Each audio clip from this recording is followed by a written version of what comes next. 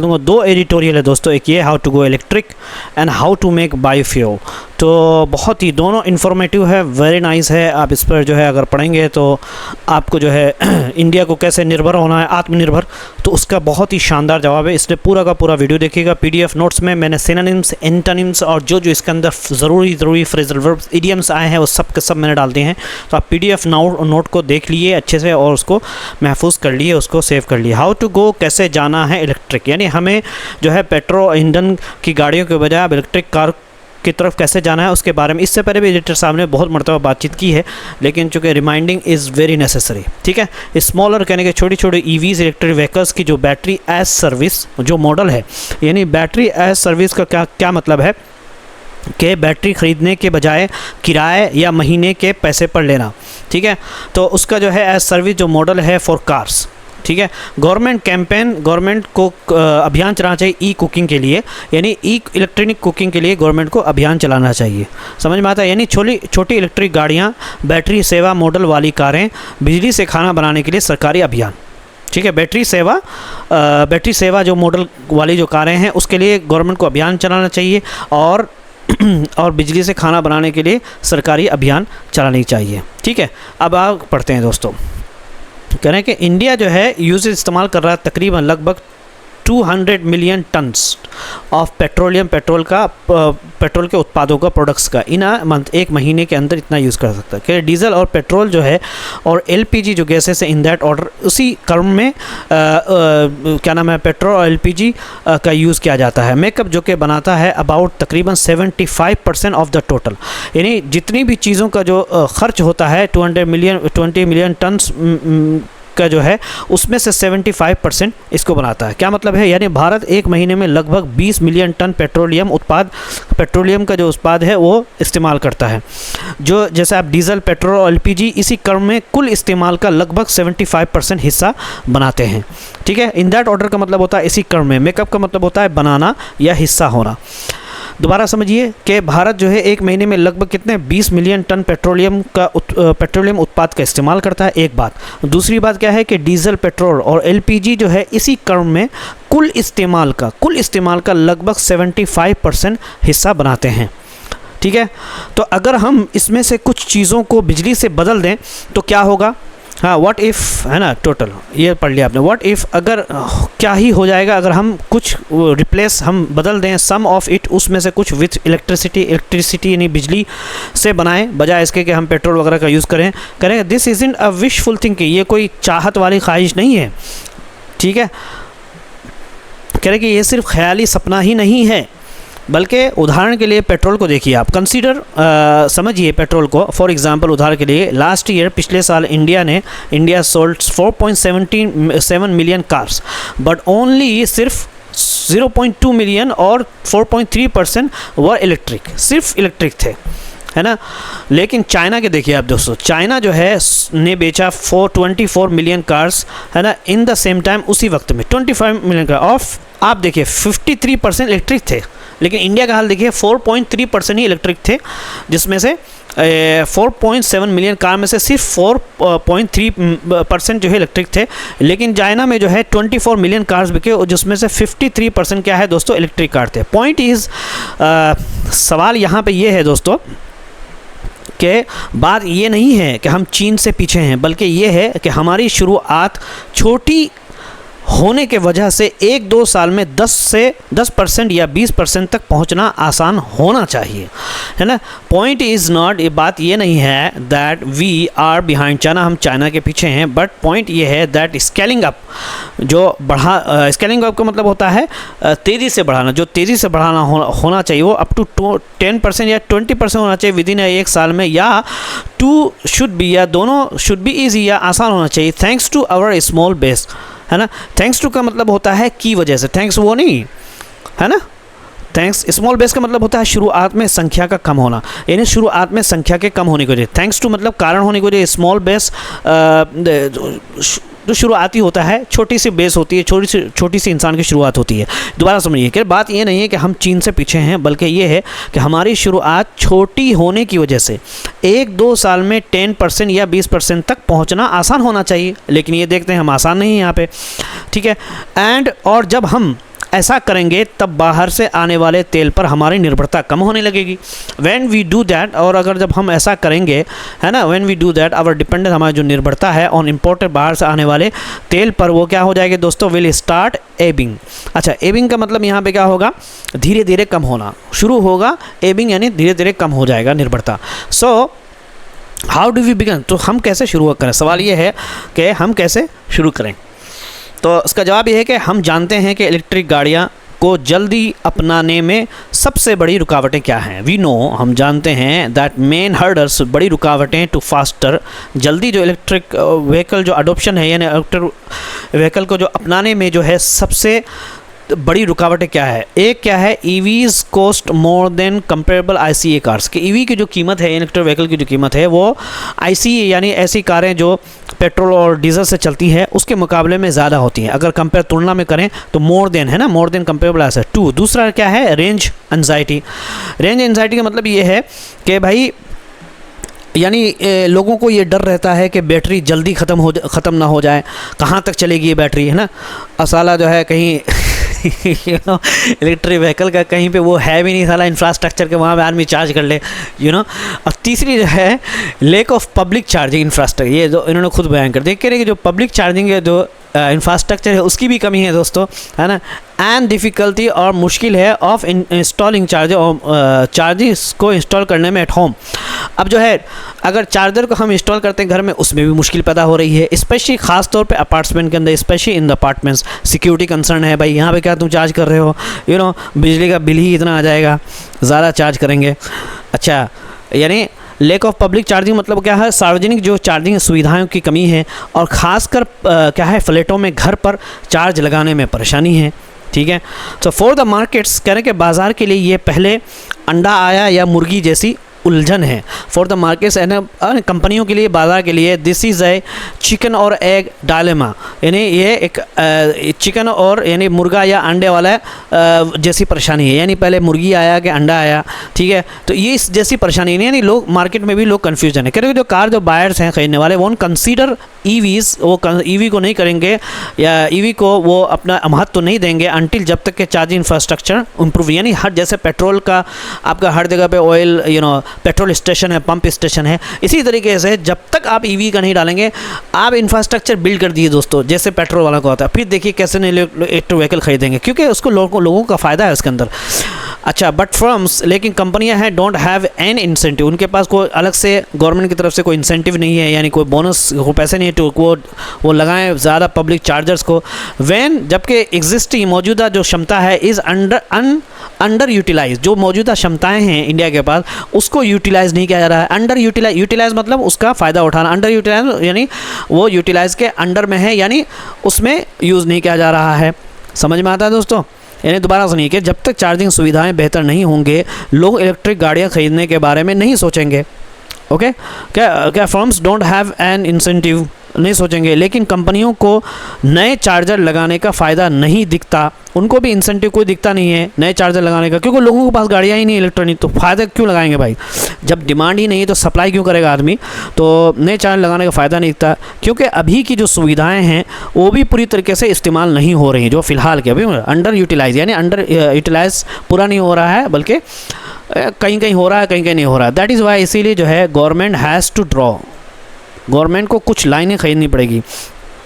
अच्छा, under utilise मतलब बता पूरी तरह इस्तेमाल नहीं होना, क्या है? इसीलिए क्या है, सरकार को अब कुछ पक्के नियम बनाने होंगे। ड्रॉ सम लाइंस का मतलब होता है साफ नियम तय करना, ठीक है, यानी ड्रॉ कुछ पक्के, has to draw some lines now, अब पक्के नियम तैयार करना पड़ेंगे। इंस्टेड ऑफ होपिंग, बजाय इसके कि हम उम्मीद करें दैट वी गेट टू, हमें जो है 30% कम से कम इलेक्ट्रिक व्हीकल सेल्स होना चाहिए 2030 तक, खाली हम उम्मीद कर रहे हैं, विच वी वॉन्ट, जो कि सही बात यह है कि हम नहीं पहुँच पाएंगे एट दिस रेट, इस रेट पर, यानी जो रेट है, जो महंगाई है, इलेक्ट्रिक व्हीकल जो इतनी महंगी है, it should lay down clear year by year sales mandate.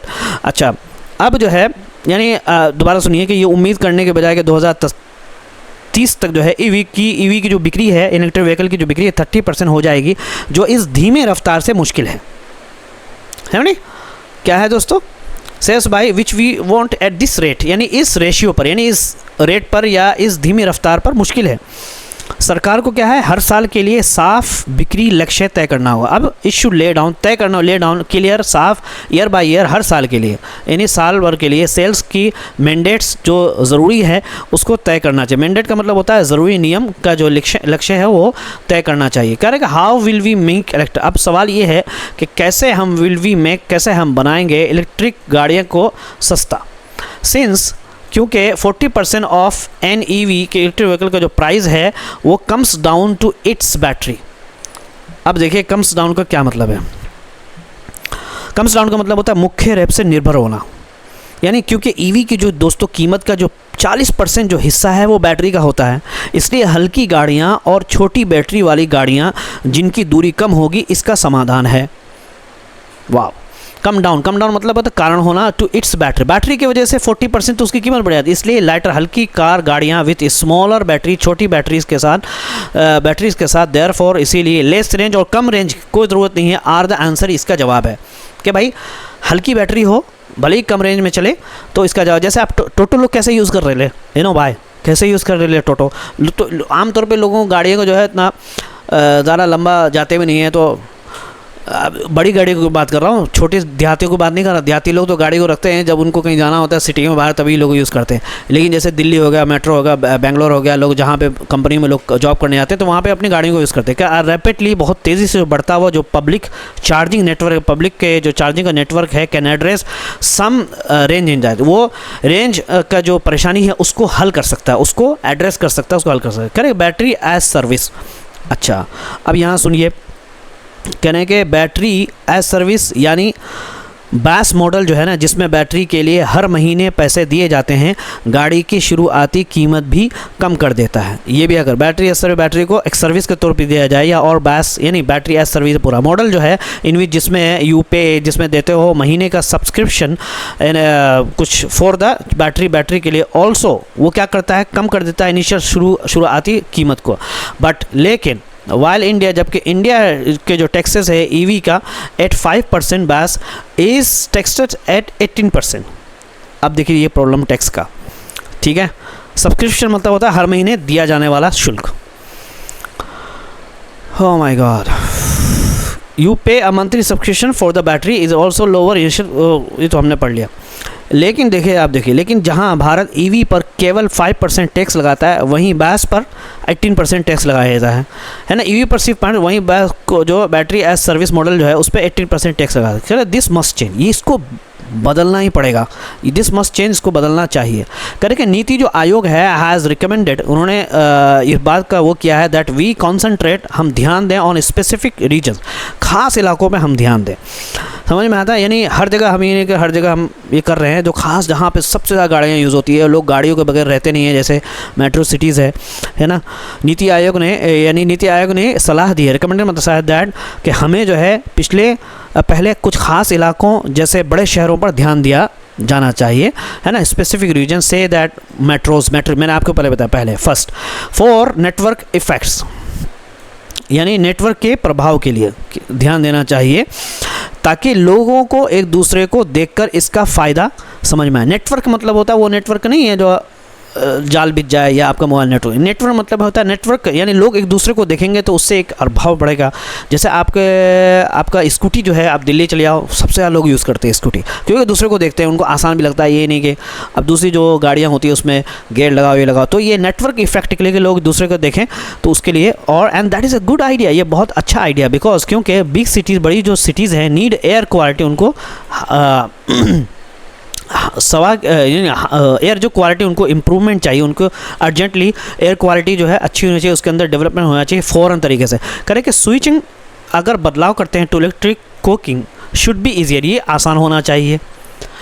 तो अगर इलेक्ट्रिक कुकिंग यानी बिजली वाली जो कुकिंग है शुड बी ये ईजियर, ये और आसान होना चाहिए, बिकॉज क्योंकि इक्विपमेंट जो कॉस्ट आर मॉडेस्ट, जो उनकी जो इक्विपमेंट्स है, जो उनके अंदर जो चीज़ें होती हैं, यानी बिजली से खाना बनाना अपनाना जो है आसान होना चाहिए, क्योंकि इनके जो सामान की जो कीमत है वो ज़्यादा नहीं होती, मॉडेस्ट होते, कॉस्ट आर मॉडेस्ट, ज़्यादा महंगा नहीं होता। एंड द एनर्जी, और जो ऊर्जा है वो ऊर्जा सेविंग्स आर इनॉर्मस, बहुत ज़्यादा ऊर्जा की जो सेविंग्स, जो उसकी जो सेविंग्स है, उसकी जो हिफाजत की जाती है, उसको बचाया जाता है, वो बहुत ज़्यादा है। बिकॉज क्योंकि जो इंडक्शन है, इंडक्शन की जो प्लेट्स है एंड माइक्रोवेव जो ओवन्स हैं फॉर एग्जांपल उदाहरण के तौर पे, डोंट वेस्ट नहीं, बेकार नहीं करते fuel heating ambitions ambient air and vessels.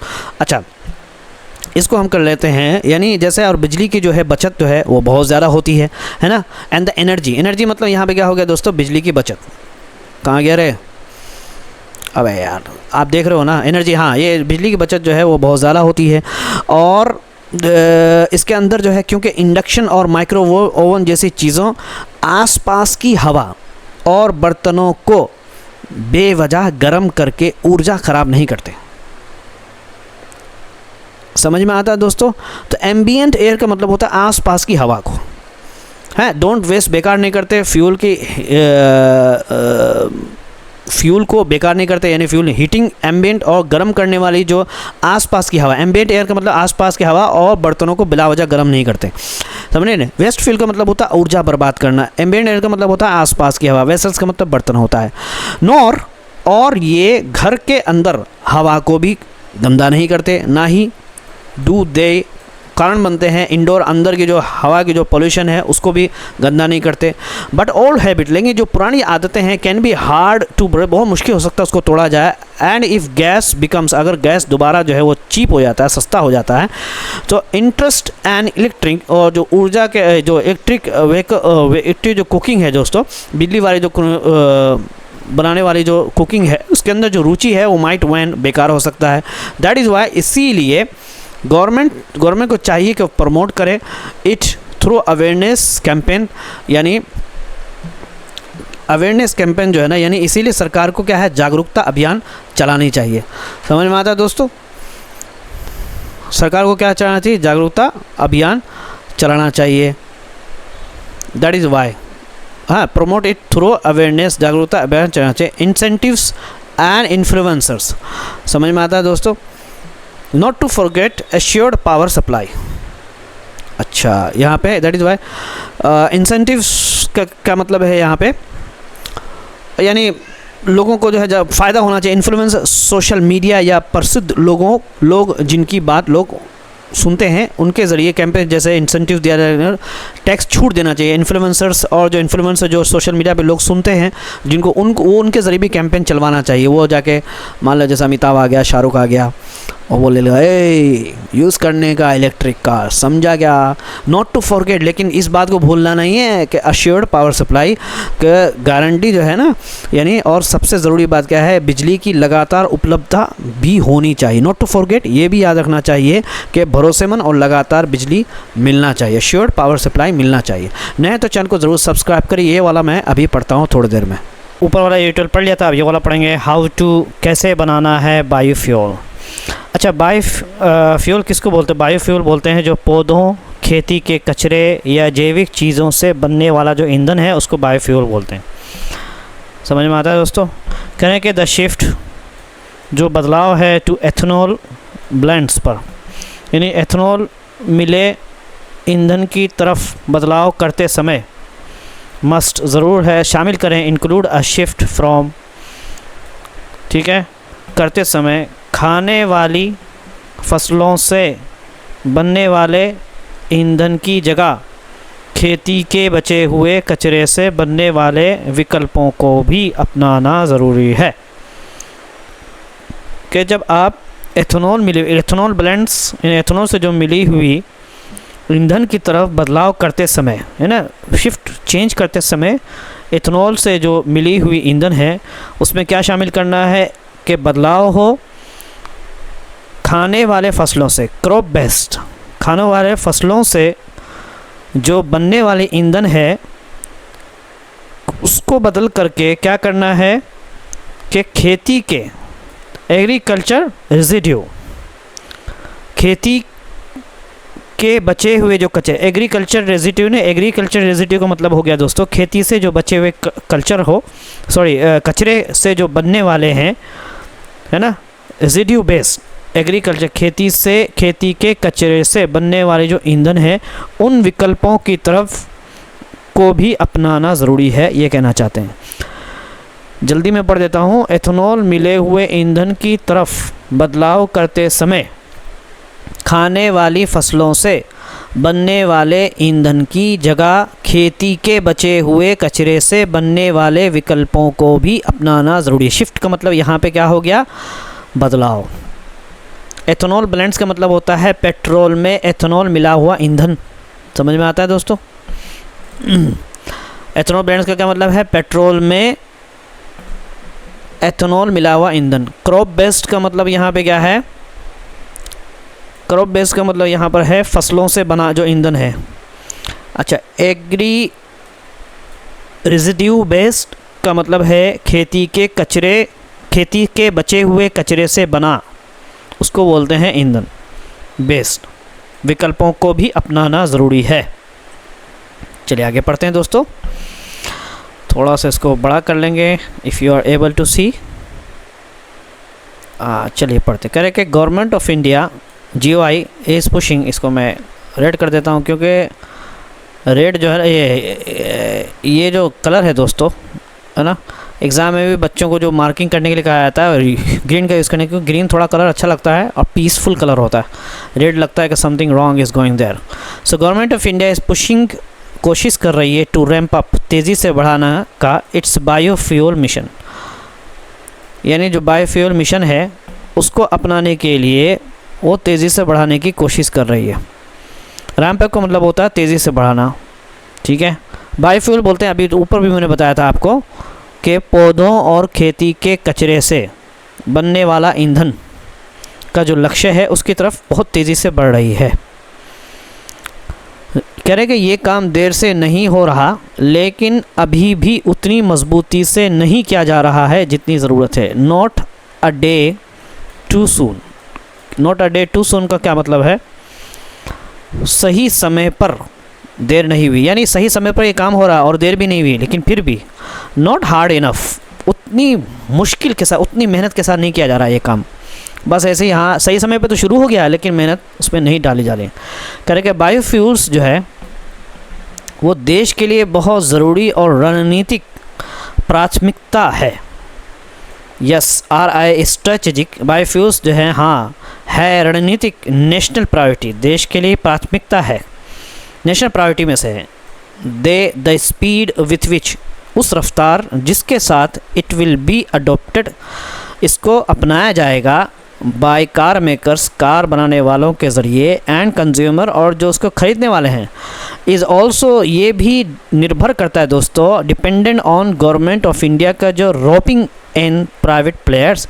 Roping मतलब होता है जोड़ने का, प्राइवेट जो निजी खिलाड़ी हैं उनको इस लक्ष्य में जोड़ा जाए, टू ज्वाइन द मिशन, ठीक है। Farm to bio refinery to voluntary switch to E20, ठीक है। इसका ट्रांसलेशन मैं अभी करता हूँ, आपके थोड़ा मिटा दूँ इसको, ओके। तो हाँ, जैसे फार्म्स का मतलब यहाँ पे खेतियाँ हो गई, यानी खेत से जो बायो रिफाइनरी तक, और फिर अपनी इच्छा से E20 ईंधन अपनाने तक कोशिश करना चाहिए। खेत से लेकर के बायो रिफाइनरी तक, टू वॉलेंट्री, अपने मन से बदलाव हो, टू E20 की तरफ, इस चीज़ पर सरकार को कोशिश करनी चाहिए, E20 ईंधन अपनाने तक।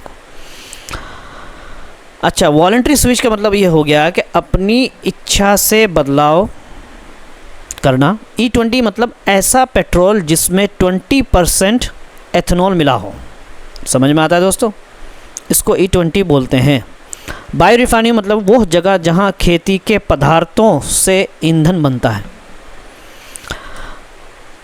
यानी कार बनाने वाली कंपनियां और लोग इसे कितनी तेज़ी से अपनाएंगे, ये सब के सब इस बात पर भी निर्भर करता है कि सरकार निजी कंपनियों को इस मिशन में कैसे जोड़ती है। रोपिंग इन, यहाँ पढ़ लिया था हमने, roping in the private players, है ना, टू ज्वाइन दिस मिशन, ये सब इस पर निर्भर करता है। खेत से बायो रिफाइनरी तक, और फिर अपनी इच्छा से E20 ईंधन अपनाने तक, यानी खेत से लोग, खेती का जो कचरा वहाँ से बायो रिफाइनरी हो यानी ईंधन बने, और लोग खुद से ही जो है ना उनको इतना प्रेरित किया जाए, उनको उसका फ़ायदा इतना समझाया जाए गवर्नमेंट ऑफ इंडिया की तरफ से कि ख़ुद ही जो है ना वो एथनॉल मिला हुआ पेट्रोल यूज़ करें, यानी ऐसा पेट्रोल जिसमें 20% एथनॉल मिला हो। लेकिन सबसे पहले बायोफ्यूल मिशन को अपना ध्यान खाने वाली फसलों से एथनॉल बनाने की जगह खेती के बचे हुए कचरे पर लगाना होगा। पढ़िए, बट फर्स्ट, लेकिन पहले इवन यहाँ तक के बायोफ्यूल्स मिशन यानी बायोफ्यूल का जो लक्ष्य है दोस्तों, वो ज़रूरत है कि वो बदले अपने ध्यान, इट्स फोकस फ्रॉम यूजिंग, इस्तेमाल करते हुए खाने के यानी क्या है, खाने वाली जो फसलों से, खेतियों से, फूड क्रॉप्स खाने वाली खेतियों से, कि वो जो उत्पाद करता है इथेनॉल को, शुगर कैन्स मैजी टू यूजिंग, कि वो यूज़ करे, यानी खाने वाले फसलों की बजाय वो क्या करे, यूज़ करे क्रॉप रेजिड्यू। यानी क्रॉप रेजिड्यू का मतलब हो गया कि फसल कटने के बाद जो बचा हुआ कचरा है उससे ईंधन बनाने की तरफ तवज्जो होनी चाहिए, ना कि ध्यान होनी चाहिए हमारी कि फ़सलों से एथेनॉल बनाया जाए। ठीक है। अच्छा, शिफ्ट इट्स फोकस मतलब होता है एक ध्यान बदल लेना। फूड क्रॉप्स का मतलब होता है खाने वाली फसलें। एथेनॉल एक तरह का ईंधन होता है। क्रॉप्स रेजिड्यू होता है दोस्तों फसल कटने के बाद जो बचा हुआ कचरा, उसको बोलते हैं। मैज़ी जो है मक्के को बोलते हैं। ठीक है। शुगर कैन से अपना गन्ना हो गया। ठीक है। चलिए हम आगे पढ़ते हैं दोस्तों।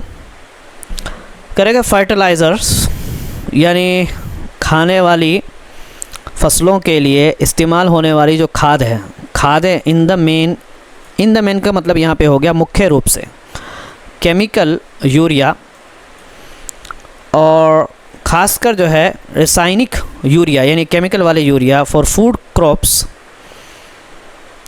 ज़्यादातर विदेशों से आती है, यानी खाने वाली फसलों के लिए। फॉर फूड क्रॉप्स खाने वाली फसलों के लिए आर मोस्टली ज़्यादातर इम्पोर्टेड बाहर से आती है।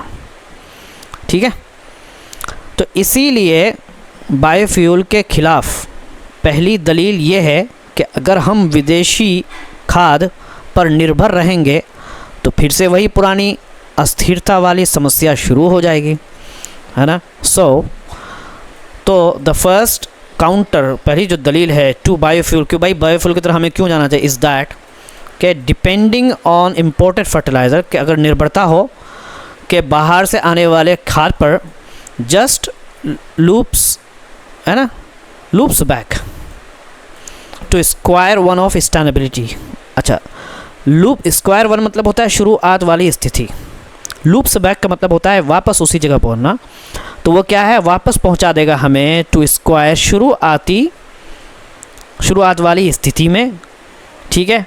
वन ऑफ स्टेबिलिटी यानी बार बार परेशानी होना, यानी शुरुआत वाली स्थिति क्या है कि बार बार परेशानी की शुरुआत वाली स्थिति में, यानी फिर दोबारा हम परेशान हो जाएंगे, फिर से वही पुरानी अस्थिरता वाली जो है समस्या शुरू हो जाएगी। Okay. So the solution to that also is biofuels. कह रहे कि इसका जो हल है, इसका समाधान भी बायोफ्यूल ही है। कह रहे कि जो हल है to that also is biofuels. ठीक है। कह रहे कि कचरे से बनने वाले बायोफ्यूल के एक साथ दो फ़ायदे हैं। पहले एक मरतबा सुन लीजिए ताकि आपको टेक्स्ट समझ में आ जाए।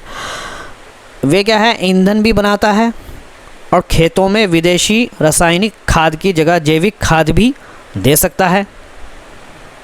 ठीक है। ये है कचरे से बनने वाले बायोफ्यूल के एक साथ दो फ़ायदे हैं।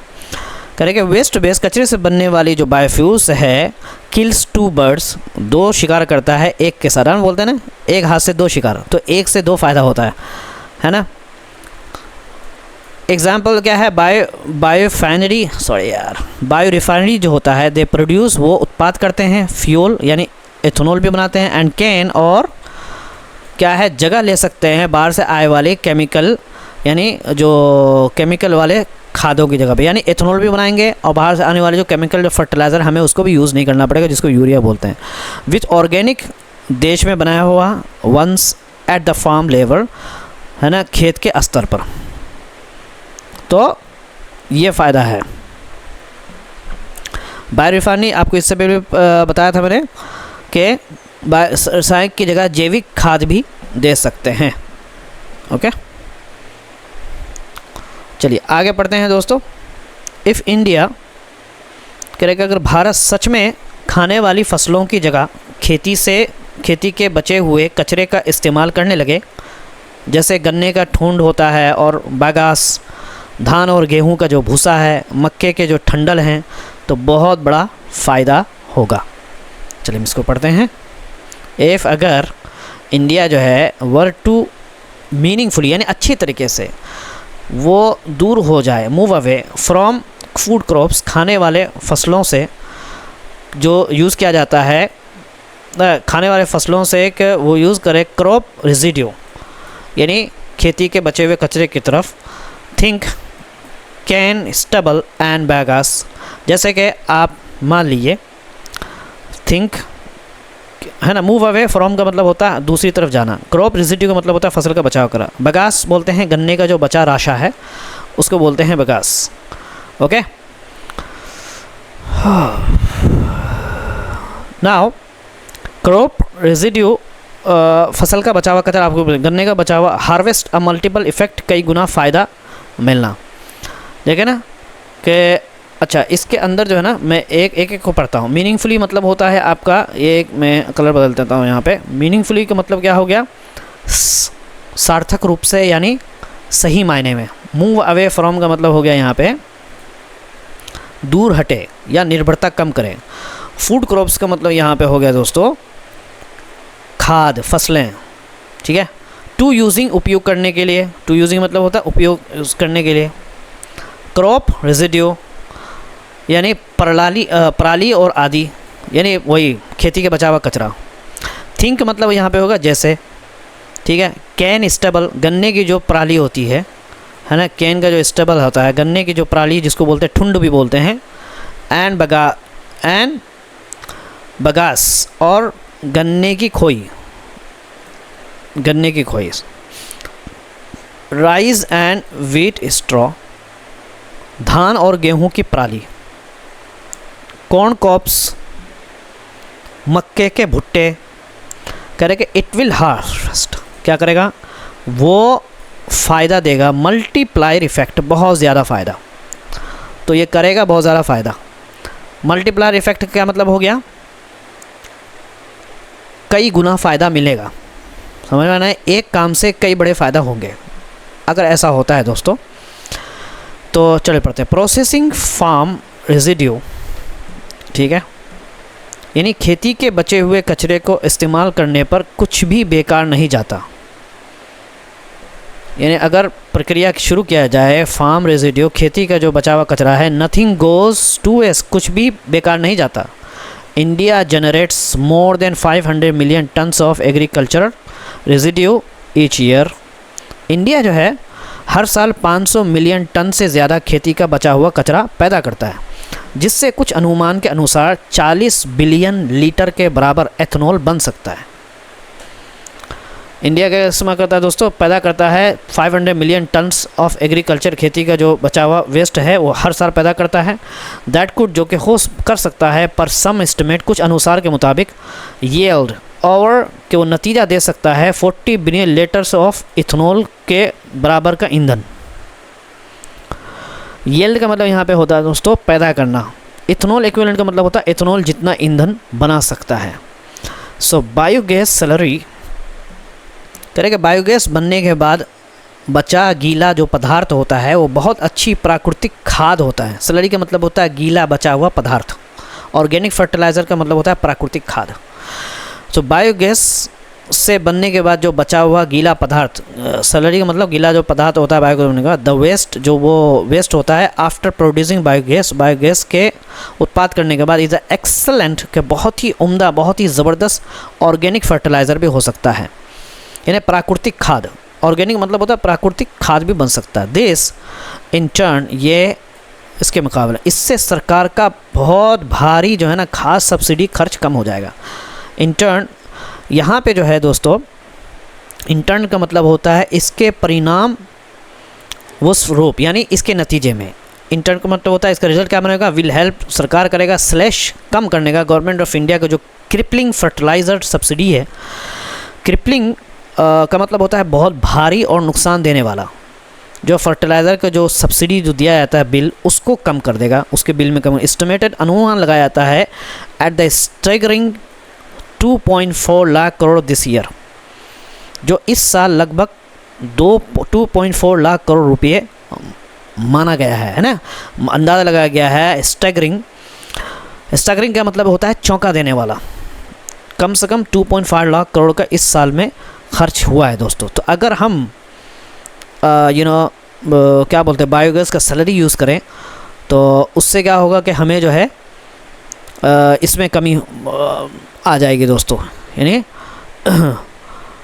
वो गवर्नमेंट का जो खर्च करती है, क्रिपलिंग का मतलब दोबारा आपको बता दूं, बहुत भारी और नुकसान देने वाला जो पैसा है फर्टिलाइज़र सब्सिडी बिल जिसको बोलते हैं। सब्सिडी बिल यानी सरकार द्वारा दिया जाने वाला खर्च जो दिया जाता है, उसमें कमी आ सकती है। And free farmers from importer, और जो फार्म और फ्री करेगा, आज़ाद करेगा फार्मर्स को, किसानों को फ्रॉम इम्पोर्टेड केमिकल, जो बाहर से आया हुआ है जो केमिकल फर्टिलाइज़र, खाद वाला केमिकल वाला जो फर्टिलाइज़र है, दैट किल, जो कि ख़त्म कर देता है सोयल न्यूट्रिएंट्स, ज़मीन के जो न्यूट्रिएंट्स है उसको ख़त्म कर देता है क्या है। और ये किसानों को जो है विदेशी रासायनिक खाद से भी आज़ाद करेगा, जो मिट्टी के पोषक तत्वों को ख़त्म कर देती है।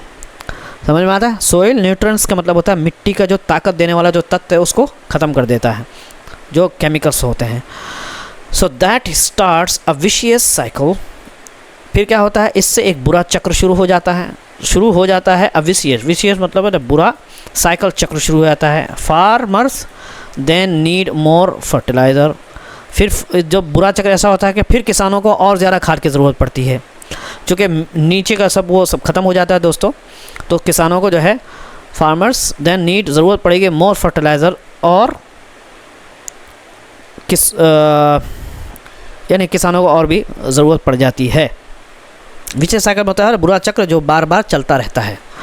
करें कि सरकार को ऐसे बायो रिफाइनरी कारखानों में पैसा लगाना चाहिए, कचरे से ईंधन, खाद, जानवरों का चारा और ऊर्जा बनाएं, क्योंकि ये वही चीज़ें हैं जिन्हें वरना जला दिया जाता है या फेंक दिया जाता है।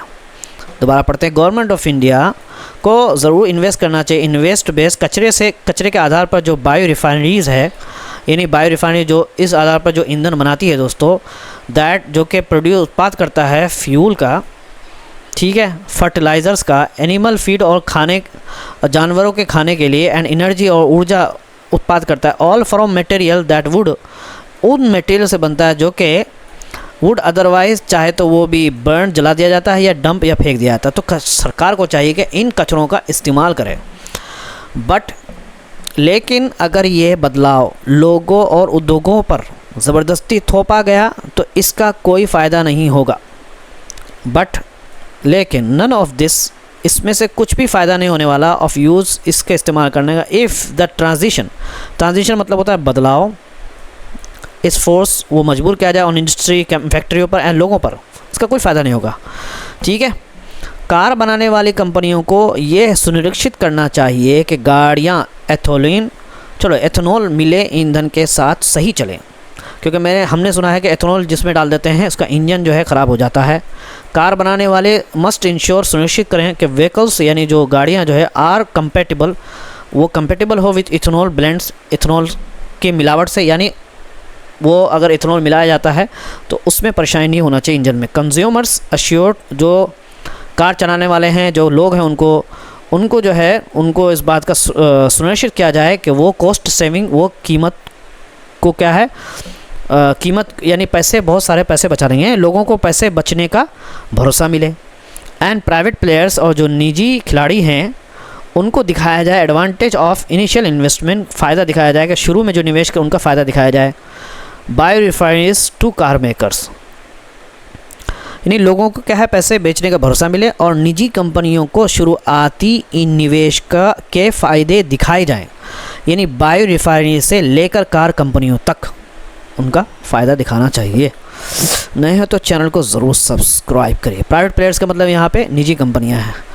अच्छा, यह आप पढ़ लेना, ये एडिटोरियल बहुत शानदार। Okay bye, take care.